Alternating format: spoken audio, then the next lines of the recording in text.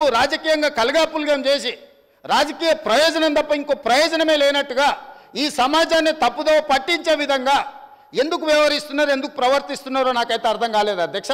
మేము బాధ్యతాయుతంగా ఒక బాధ్యత నెరవేర్చాలి, ఒక గురుతరమైన బాధ్యత తెలంగాణ లక్షలాది నిరుద్యోగ యువకులు ఇవాళ మా మీద పెట్టినారు. ఈ బాధ్యత నెరవేర్చాలని రోజుకు 18 గంటలు కష్టపడి ప్రపంచంతో పోటీపడి సాంకేతిక నైపుణ్యాన్ని పెంచి నిరుద్యోగ యువకులకు ఉద్యోగ అవకాశాలు కల్పించాలని పట్టుదలతో మేము ముందుకెళ్తున్నాం అధ్యక్ష.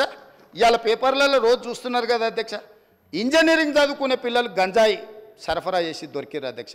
డాక్టర్లు చదువుకునే పిల్లలు గంజాయి సేవిస్తూ గంజాయి కొనుగోలు చేస్తూ ఇవాళ దొరికింది అధ్యక్ష. చిన్న చిన్న పాఠశాల పిల్లలు 6వ తరగతి 7వ తరగతి చదివే పిల్లలు, ఆడపిల్లలు మగపిల్లలు డ్రగ్స్కు బానిసలై ఇవాళ తెలంగాణ సమాజం అంతా వ్యసనాలకు బానిసలై గంజాయి డ్రగ్స్కు లోనవుతుంటే ఆ యువతను బయటికి తేవాలి, పని కల్పించాలి, వాళ్ళకి శిక్షణను ఇవ్వాలి, వృత్తి నైపుణ్యం పెంచాలి, ప్రపంచంతో పోటీ పడాలని ఇవాళ మా ప్రభుత్వం చేస్తుంటే అభినందించాల్సింది పోయి, సహకరించాల్సింది పోయి కాళ్ళల్లో కట్టబెట్టి కింద పడేసి ఈ చర్చనే జరగొద్దని, ఈ చర్చను తప్పుదో పట్టించాలని నిన్నగాక మొన్న మీ అందరి సమక్షంలో రైతు రుణమాఫీ 2వ విడత దాదాపుగా 1,50,000 వరకు ఉన్న రైతులకు 6,198,00,000 విడుదల మా ఆర్థిక మంత్రి గారు ఉప ముఖ్యమంత్రి గారు చేస్తే ఆ చర్చ ఎక్కడ జరగొద్దు, రైతులకు చేరొద్దని ఒక దుర్మార్గమైన ఆలోచన రాజకీయ పాచికతోని సభను స్తంభింపజేసి ఆడబిడ్డలను అడ్డం పెట్టుకొని అక్కల్ని అడ్డం పెట్టుకొని రాజకీయం చేస్తారు అధ్యక్ష. ఇదా అధ్యక్ష? ఇదా అధ్యక్ష? నేను మాట్లాడాలంటే చాలా మాట్లాడగలను అధ్యక్ష. ఆ అక్కలకు నేను చెప్పగలను, ఆ అక్కల్ని నేను సొంత అక్కల్లాగానే భావించిన. ఒక అక్క నన్ను నడి బజార్లో వదిలేసినా నేనేమనలే, ఇంకొక అక్క ఎలక్షన్కి పోతే నా మీద 2 క్రిమినల్ కేసులు అయినా ఈ రోజుకునే కోర్టుల చుట్టూ తిరుగుతున్న అధ్యక్ష. మీరు మాత్రం అక్కడికి వెళ్ళి మహిళా కమిషన్ చైర్పర్సన్ తెచ్చుకున్నారు, ఎమ్మెల్యే టికెట్ తెచ్చుకున్నారు, ఎమ్మెల్యేలు అయినారు. నేనేమన్నానా అధ్యక్ష? నా మీద కేసులు తీయాలని, అరే తమ్ముడు నా ఎలక్షన్కి వచ్చిండు ఆయన మీద ఎందుకు కోపం, కేసులు తీయండి అని ఎప్పుడని చెప్పిండ్రు అధ్యక్ష? అయినా నేను అక్కల్ని ఏం అడగలేదు కదా అధ్యక్ష, ఏమనలే కదా. అక్కలుగానే భావించిన, సొంత అక్కలే అని నేను భావిస్తున్నా అని చెప్పిన అధ్యక్ష. నా కుటుంబ సభ్యురాలు సీతక్క అని చెప్పిన. ఎంత అవమానకరంగా మాట్లాడిండ్రు అధ్యక్ష సీతక్క పట్ల. ఇవాళ సోషల్ మీడియాలో ఒక వీడియో పెట్టిర్రు అధ్యక్ష. నేను అది చూపిస్తే ఈ సభ గౌరవం తగ్గుతుంది కాబట్టి చూపించట్లేదు. ఇవాళ సీతక్క అక్కడ నించుంటే వెనకాల నుంచి ఒక సభ్యుడు వచ్చి ఇంకొక సభ్యుడితో మాట్లాడుతుంటే ఇవాళ టీఆర్ఎస్ నాయకులు సోషల్ మీడియాలో పెట్టిన మీమ్స్ చూస్తే మీరే ఆ వేదిక మీద నుంచి వచ్చి చెప్పు తీసుకొని కొడతారు అధ్యక్ష. వాళ్ళను చేత్తో కూడా కొట్టారు. ఒక ఆదివాసి బిడ్డ, ఉద్యమాల నుంచి వచ్చిన బిడ్డ, పేదల కోసం కొట్లాడుతున్న సీతక్కను అవమానించే విధంగా ఇదేనా మీ నీతి, మీ జాతి? ఇందుకోసమేనా మీరు ఇవాళ ఇట్లాంటి రాజకీయాలకు పన్నుతారా? ఆమె దళిత, ఆమె ఆదివాసి ఆడబిడ్డ కాబట్టి ఆమెను అవమానించవచ్చా? ఇవాళనే అక్కలకు చెప్పదలుచుకున్న ఈ వేదిక మీద నుంచి, అక్క ఎవరి ఉచ్చులో పడి మీరు తప్పుదో పడుతుండ్రో వాళ్ళని నమ్ముకున్న సొంత చెల్లెలు తిహార్ జైల్లో ఉన్నది అక్క. సొంత చెల్లెలు తిహార్ జైల్లో ఉంది అధ్యక్ష.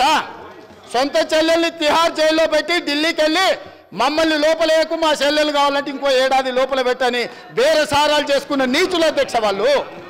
వాళ్ళ గురించి ఏందక్క మీరు మాట్లాడేది? ఈ అక్కల కోసం కొట్లాడింది నేను అధ్యక్ష, వాళ్ళు కాదు. కాబట్టి ఆ అక్కల పట్ల నేను మహిళల పట్ల గౌరవంగా ఉండేవాడిని, అక్కల్ని గౌరవించేవాడిని. మంత్రివర్గ సమావేశంలో కుర్చీ లేకపోతే కొండ సురేఖక్కనో సీతక్కనో వస్తే నేను లేచి కుర్చీ ఇచ్చిన ఎన్నోసార్లు. ఈ అక్కలు ఉండ్రు, ఈ తమ్ముని నమ్ముకున్న అక్కలు మంత్రులై ముందు వరుసలు ఉండరా అధ్యక్ష? ఈ తమ్ముని నమ్ముకున్న అక్కలు మంత్రులై ఇక్కడ ఉన్నారు. ఆ దిక్కుమాల తమ్ముని నమ్ముకున్న అక్కల పరిస్థితి ఏముందో మీకు తెలుసు కదా అధ్యక్ష.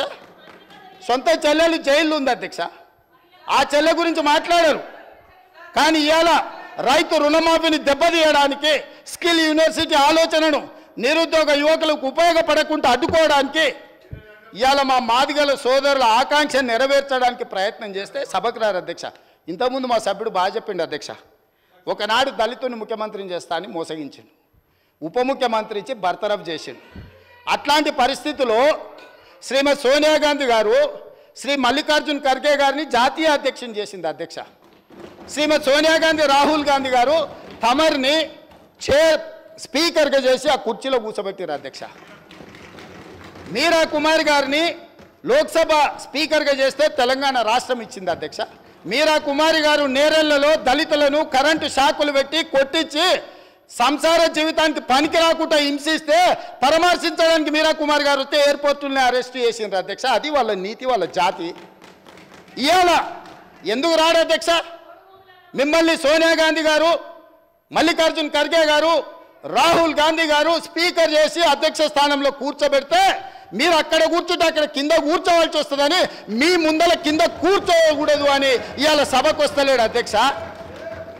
ఏ దళితునైతే ముఖ్యమంత్రిని చేస్తాను దళితులను మోసగించిండో, ఏ దళితుని ఉప ముఖ్యమంత్రిగా చేసి అకారణంగా బర్తరఫ్ చేసిండో, ఇవాళ వాళ్ళని అవమానించిన చంద్రశేఖరరావు మైకులో మాట్లాడాలంటే ఒక దళిత బిడ్డను లేచి అధ్యక్ష నాకు మైక్ ఇవ్వు అని అడుక్కునే పరిస్థితి కాంగ్రెస్ తీసుకొచ్చింది అధ్యక్ష.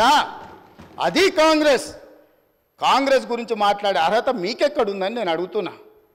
కాంగ్రెస్ గురించి మాట్లాడే నీతి, జాతి, సింగిల్ విండో డైరెక్టర్ పోస్టు చంద్రశేఖరరావుకి ఎవరిచ్చారు అధ్యక్ష? కాంగ్రెస్ పార్టీ ఇచ్చింది. కాంగ్రెస్ సింగిల్ విండో డైరెక్టర్ ఇస్తే ఓడిపోయింది అధ్యక్ష. ఓడిపోయినా కూడా సింగిల్ విండో చైర్మన్ చేసిన మదన్ మోహన్ గారు. కాంగ్రెస్ రాజకీయ జీవితం పెట్టిందే వాళ్ళ కాంగ్రెస్. హరీష్ రావు గారు ఏముండే అధ్యక్ష? వార్డు మెంబర్ ఉండేనా? మీరున్నారు కదా ఆ రోజు ఎమ్మెల్యేగా. ఎమ్మెల్యే వార్డు మెంబర్ లేని హరీష్ రావును రాష్ట్ర మంత్రిగా చేసింది రాజశేఖర రెడ్డి కాంగ్రెస్ పార్టీ కాదా అధ్యక్ష? ఇంతకంటే హీనమైన చరిత్ర ఎవరికైనా ఉంటుందా అధ్యక్ష? ఇన్ని విషయాలు ఉన్నా మేము ఇక్కడ ప్రస్తావించదలుచుకోలేదు అధ్యక్ష. అవన్నీ ఎందుకనంటే గొప్ప లక్ష్యంతో స్కిల్ యూనివర్సిటీ తీసుకొచ్చినాం, గొప్ప లక్ష్యంతో మాదిగ ఉపకళాల వర్గీకరణ కోసం మేము ముందుకు వచ్చినాం. గొప్ప లక్ష్యంతో రైతు రుణమాఫీ చేసి రైతులను ఆదుకొని రుణ విముక్తులను చేసి తలెత్తుకొని ఆత్మగౌరవంతో రైతులు తిరిగే విధంగా ఇవాళ ముందుకు తీసుకెళ్ళాలి రైతులను మేము వస్తే, వచ్చిన కాడి నుంచి మైక్ ఇస్తేనేమో శాపనార్థాలు, మైక్ ఇవ్వకపోతేనేమో పోడియంలా మొత్తం సమయం తీయండి అధ్యక్ష. ఎన్ని గంటలు మాట్లాడినరో మీరు చూడండి అధ్యక్ష. ఎందుకు నడిపినారు అధ్యక్ష? మీరు అర్ధరాత్రి వరకు 3:30 వరకు వాళ్ళకి మైక్ ఎన్నికనే కదా అధ్యక్ష. ఇది మీ గొప్పతనం కాదా? గతంలో బడ్జెట్తో పాటు గ్రాంట్స్ కానీ డిమాండ్స్ కానీ గిలిటన్ చేసి పాస్ చేసుకొని పోలేదా అధ్యక్ష? 5 సంవత్సరాలు నేను ఎమ్మెల్యేగా ఉంటే ఏ ఒక్కరోజు అక్కడ నిలబడనియలేదు అధ్యక్ష. లోపలికి వచ్చినంబడే మార్షల్స్ని పెట్టి గొర్రెలు నీడ్చినట్టు ఈడ్చి బజార్లో పడేసిండు అధ్యక్ష. మా సోదరుడు కోమటిరెడ్డి వెంకటరెడ్డి గారిని, మా మిత్రుడు సంపత్ కుమార్ గారిని శాసనసభ సభ్యత్వాలు రద్దు చేసి అన్యాయంగా చేయని శిక్షకు వాళ్ళను ఉరేసిండ్రు అధ్యక్ష. మేము అట్లా ప్రవర్తించినామా అధ్యక్ష? వాళ్ళు ఎంతసేపు అడిగితే అంతసేపు ధర్నా చేయనిచ్చినాం, అడిగి మాట్లాడినంతసేపు మైక్ ఇచ్చినాం, మంచి పనులకు సహకరించమని అడిగినాం. కాబట్టి ఇప్పటికైనా అధ్యక్ష పెద్ద మనసు చేసుకొని అక్కలు ఇక్కడ ఉన్నారు. ఇవాళ నిరుద్యోగ యువకులు మీ తమ్ముళ్ళు, మీ పిల్లలు. కాబట్టి ఇప్పటికైనా ఇట్లా నిలబడి నిరసన తెలుపుడు కాదు. ఇట్లా నిలబడి నిరసన తెలపడం వల్ల అక్క మీకు మంచి పేరు రాదు. చెడ్డోని 10 ఇచ్చి వదిలించుకోవాలి, మంచోని 10 ఇచ్చి సావాసం చేయాలంటారు. అట్లాంటి వాళ్ళ సావాసం పనికిరాదు అక్క. నేను ఇప్పటికి కూడా చెప్తున్నా, మీరు బయట వాళ్ళు కాదు, మీరు మా అక్కలు, మా కుటుంబ సభ్యులు. మీ మంచి కోసం చెప్తున్నా, అక్కల క్షేమం కోరుకునే తమ్ముడుగా నేను చెప్తున్నా. నేను సమాజాన్ని చాలా చూసిన, చాలా కింది నుంచి వచ్చిన, గ్రామీణ ప్రాంతం నుంచి వచ్చిన, ఉమ్మడి కుటుంబం నుంచి వచ్చిన, నాకు అక్క చెల్లెళ్ళు అక్కలను అవమానించేంత నీచమైన జాతి నాది కాదు అధ్యక్ష. చెల్లెలు జైళ్ళు ఉంటే రాజకీయాల కోసం బజార్లలో తిరగటోని కాదు అధ్యక్ష నేను. అందుకే అక్కలతో పాటు వాళ్ళకు కూడా నేను విజ్ఞప్తి చేస్తున్నా, రైతు రుణమాఫీని అభినందించండి, మాదిగల వర్గీకరణకు సహకరించండి, ఆర్డినెన్స్ తీసుకొస్తాం అవసరమైతే, లేకపోతే ప్రత్యేక శాసనసభ సమావేశాలు పెట్టి సుప్రీంకోర్టు ఇచ్చిన జడ్జిమెంటును ఇప్పుడు ఇచ్చిన నోటిఫికేషన్లలో కూడా మా మాదిగ బిడ్డలకు వర్గీకరణ ప్రకారం వాళ్ళకు రిజర్వేషన్లు అమలు చేయడానికి అవసరమైతే తమరి అనుమతి తీసుకొని మా మంత్రుల సహకారం తీసుకొని ప్రత్యేక సమావేశాలు పెట్టి మాదిగ సోదరులను ఆదుకుంటాం అధ్యక్ష. ఏళ్ళ కొద్ది దశాబ్దాల కొద్ది నిరీక్షించారు అధ్యక్ష. ఇవాళ వాళ్ళకి ఎంత మంచి సంతోషకరమైన పండుగ రోజు అధ్యక్ష. వాళ్ళ కళ్ళల్లో ఆనందం మనం 10 నిమిషాలు కూడా చూడలేము అధ్యక్ష.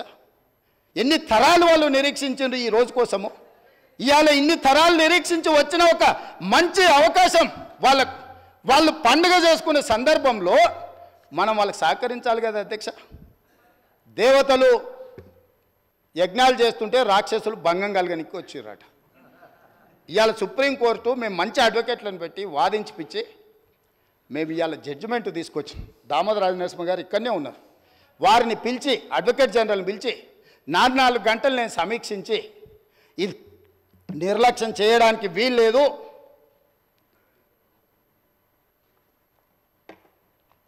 ఏళ్ల కొద్ది సాగడానికి వీల్లేదు. కోర్టుల ఏది ఏమైనా కేసు పూర్తి కావాల్సిందని నేను చెప్పిన అధ్యక్ష. మా ఎమ్మెల్యేలు అందరినీ పిలుచుకొని మాట్లాడినా, మా నాయకులను పిలిచి మాట్లాడినా, మిగతా సహచర మంత్రివర్గ సభ్యులకు చెప్పిన మనకు బాధ్యత వచ్చింది. మనం ఇవాళ అధికారంలో ఉన్నాం, ప్రజాప్రభుత్వం ఏర్పడ్డదంటే ఆ బిడ్డలు మన పక్కన బలంగా నిలబడ్డారు, వాళ్ళని కాపాడే బాధ్యత మన మీద ఉందని చెప్పి ఉద్దండులైన న్యాయవాదులను పెట్టి కేసు వాదించి కేసును తుది తీర్పు కాన్స్టిట్యూషనల్ బెంచ్ నుంచి తీసుకొచ్చినాం అధ్యక్ష. ఇంత